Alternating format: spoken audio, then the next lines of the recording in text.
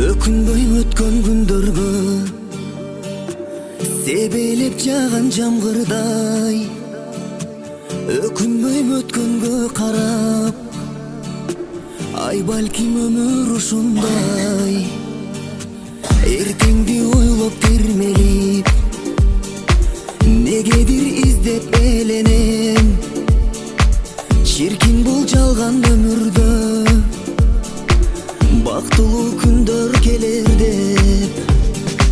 Аяттың өмүр ушундай, деңиздин ачуусундай, өмүрдүн булагын издеп, таңдайым кургай суу таппай. Ай мүмкүн тагдыр өзгөрүп, булактын көзүн тапкандай,